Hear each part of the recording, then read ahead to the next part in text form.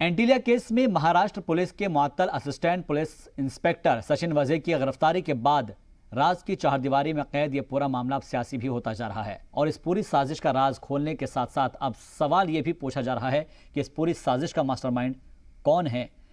दरअसल क्या सचिन वाजे सिर्फ एक मोहरा था? क्योंकि महाराष्ट्र के साबिक वजीर आला देवेंद्र फडणवीस ने इल्जाम लगाया है कि सचिन वाजे का सियासी बॉस कोई और है, एजेंसी उसे तलाश करे।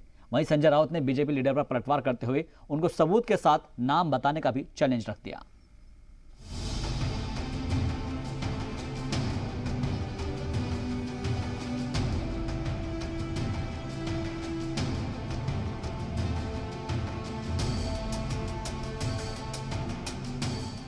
एंटीलिया केस में गिरफ्तार मुंबई पुलिस के साबिक अफसर सचिन वाजे के शिवसेना से ताल्लुक।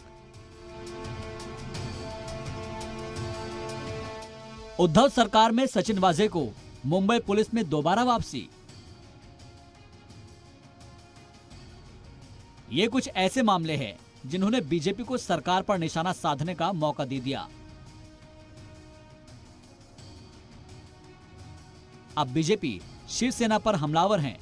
साबिक सीएम देवेंद्र फडणवीस ने सचिन वाजे के शिवसेना लीडरान से ताल्लुक होने की बात कही है और सियासत के मुजरिमाना होने का इल्जाम लगा दिया। पुलिस महकमे से ही इस प्रकार की गाड़ी प्लांट की जाती है। मनसुख हिरण, इनको जिस प्रकार से मर्डर उनका किया जाता है, मुंबई और महाराष्ट्र के इतिहास में इससे पहले कभी नहीं हुई। देवेंद्र जी भी यहाँ मुख्यमंत्री रह चुके हैं। आज अगर फडणवीस जी अपोजिशन में है तो मुंबई पुलिस का मनोबल गिराने का काम एक चीफ मिनिस्टर ने नहीं करना चाहिए। देवेंद्र फडणवीस ने इल्जाम लगाया है कि सचिन वाजे सिर्फ एक मोहरा है और उसे ऑपरेट करने वाले लोग सरकार में बैठे हुए हैं। अब सवाल उठता है कि देवेंद्र फडणवीस सचिन वाजे की जिस सियासी बॉस की तलाश करने की बात कह रहे हैं, आखिर वो कौन है? बीजेपी के इस हमले के बाद शिवसेना ने भी पलटवार किया है। सचिन वाजे को ऑपरेट करने वाले जो सरकार में बैठे हुए लोग हैं, उनकी जांच कौन करेगा? उनका फैसला कौन करेगा? कुल मिलाकर इस मामले की तह तक जाना होगा। अगर आपके पास एविडेंस है, आपके पास जानकारी है, तो यहाँ बैठकर हवा में तीर मत मारो। आप नाम लीजिए और बात करिए, सीधी बात। एंटीलिया केस में वाजे का नाम सामने आने के बाद बीजेपी शिवसेना उसके गहरे ताल्लुकात पर बार बार सवाल उठा रही है। देवेंद्र फडणवीस ने सचिन वाजे को वसूली अफसर बताया तो संजय राउत ने अपने अंदाज में इसका जवाब दिया। गृह मंत्री के समय भी वो नजर आते थे और शिवसेना के कुछ मंत्री हैं, उनके साथ भी वो नजर आते थे। तो एक बड़ा कद उनको वहां दिया गया।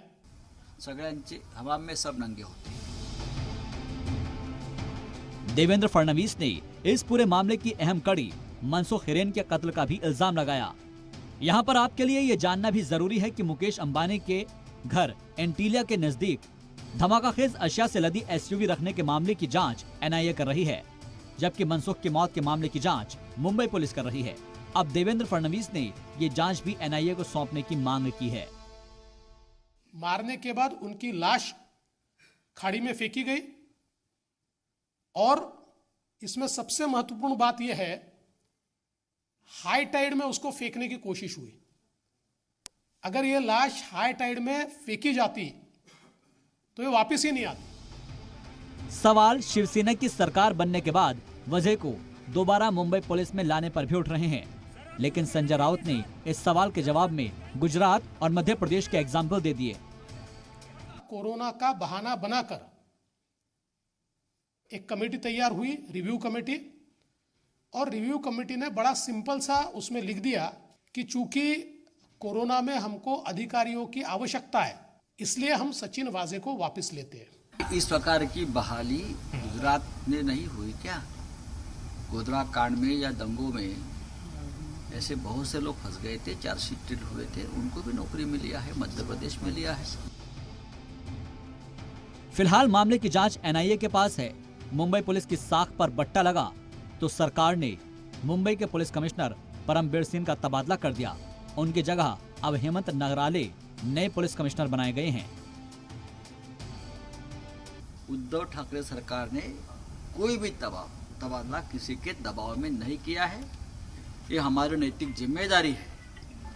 जब तक जांच पूरी नहीं होती है, जब तक सच सामने नहीं आता है, तब तक ये तबादले होने चाहिए। फिलहाल एंटीलिया केस में सचिन वाजे की गिरफ्तारी के बाद मामला और पेचीदा हो गया है। कई सवालों के जवाब मिलने बाकी है और ये भी तय है कि हर सवाल के जवाब के बाद इस मामले में सियासत और तेज होगी। ब्यूरो रिपोर्ट, जी मीडिया।